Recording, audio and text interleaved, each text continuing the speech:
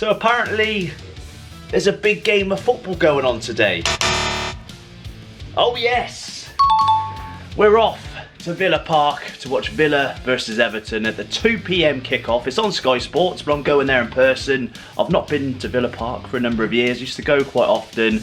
Most of my family are Villa fans, and for those of you that subscribe to the channel, you'll know my backstory with Villa. It was very much a battle between my mum, dad and my mates and stuff as to whether I was going to be a Villa fan or, unfortunately after last night, but no regrets long term, a United fan. Obviously I went with the glory, being the 90s, being the Fergie era, but that said, I've got a soft spot for Villa, and I don't mind Everton to be honest. So as a neutral, as a way to get over the travesty that was Spurs Man United last night, I'm very much looking forward to today. The sun's shining, I'm buzzing.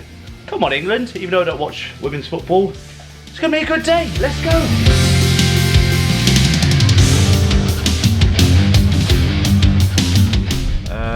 Can I have a sausage and egg McMuffin meal, please? Yep.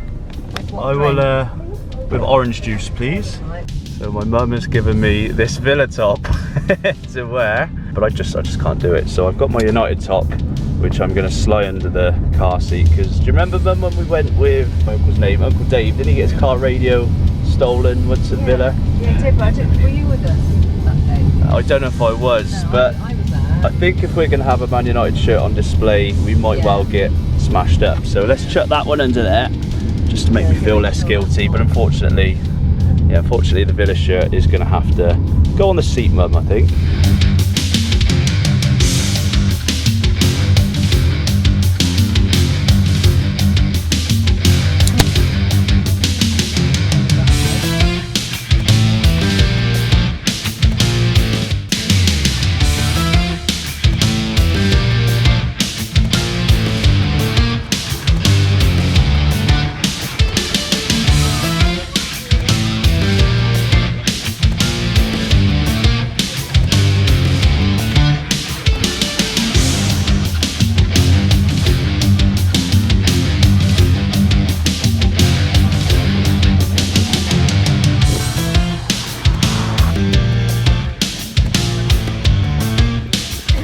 So yeah, I really love Villa Park. It's a proper old school British stadium. Flash car as well. It's JL on the number plate. Must be Jesse Lingard come to watch Villa versus Everton. Really nice club shop. It's obviously away from the main stadium.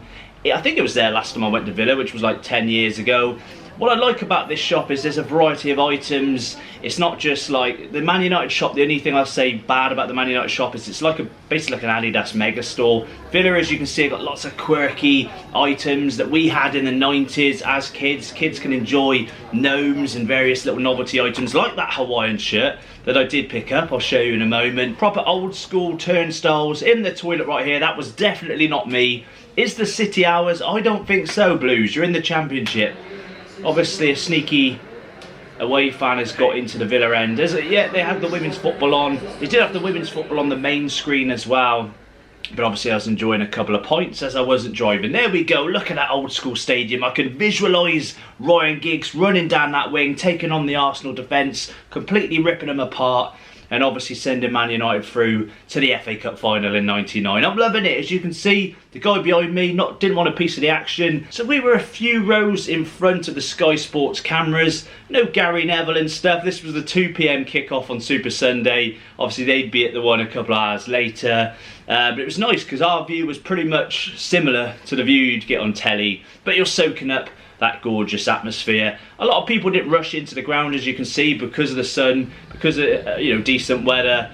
But obviously we did have a full house when the game started. Villa really got the tunes going. Obviously I can't put those on for copyright reasons, but a really good buzz leading into the game, and yeah, pyrotechnics going off. And yeah, very fun build-up. We were a few kind of seats away from the away end as well. The Everton support was really good. I'm sure Everton get a good support wherever they go, despite the fact that they're not performing that well as of the last couple of years, really. It does make me laugh with the Premier League theme tune. They're trying to create that Champions League atmosphere with their theme tune, that build-up, the pyro. I like it, but it's no Champions League, is it? Everyone's got the flags on the go.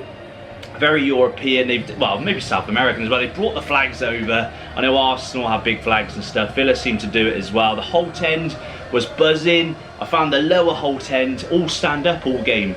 So you tend to get the older guys up where I was in the Doug Ellis stand.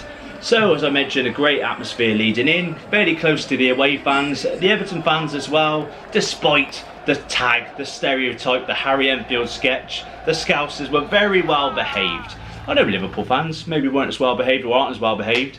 Of course not. But it started a little bit 50-50, a little bit sloppy. Villa were giving away the ball. Everton didn't look threatening until Villa scored the first goal. John McGinn, Super John McGinn, the captain. I think he's one of those players that non-Villa fans like myself don't really give credit to. I know he didn't have a great season last season, but in this game, John McGinn was on fire.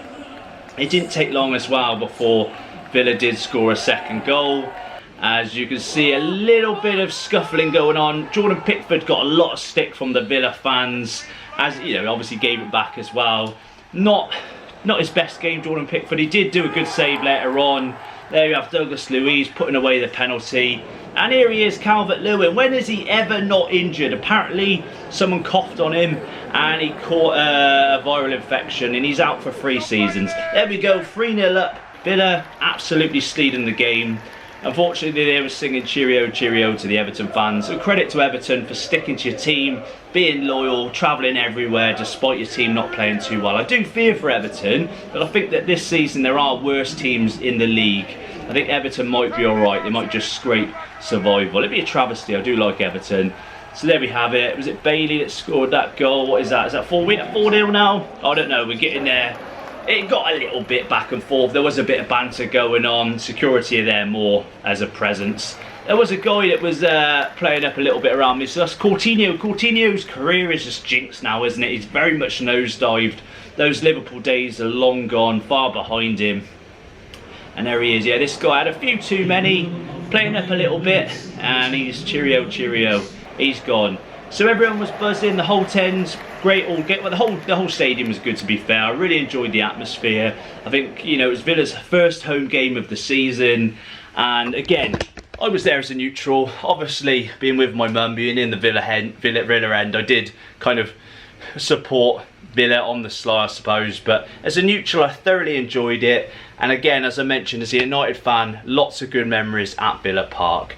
Obviously, I went there a lot as a kid. Yeah, I just really like Villa Park. I want to get to as many stadiums as I can this year.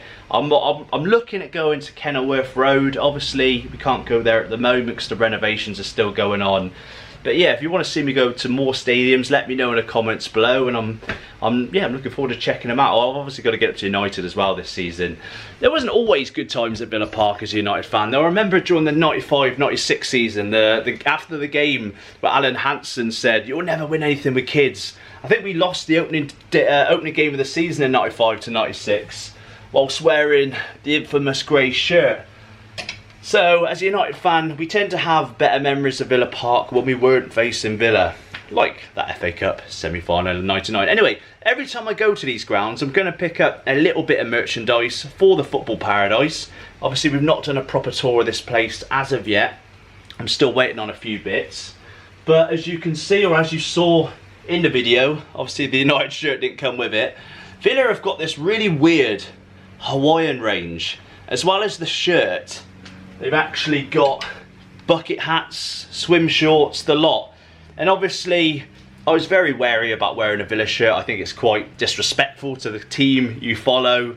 But I'm happy to wear a quirky little Hawaiian shirt, especially around the Football Paradise. What would fit in better than a Hawaiian shirt in my Football Paradise? It's perfect. So, yeah, we're going to pick up a little item from wherever we go, and I'm very much enjoying this journey, guys. Let me know in the comments below where you want me to go next. Stick that thumbs up, subscribe if you're new. I've got some cool videos coming your way. Like, I bought some shirts from DH Gate. I know a lot of you get your bargain budget football shirts for like 10-11 quid. I think one costs about 11 quid. Are they as good as the real ones? Do they mess up after a couple of washes, as I found with some of my other fake ones? I'm going to do a review on those. Also the tour, as I mentioned. Lots of cool videos coming your way. Thanks for watching, and I'll see you soon.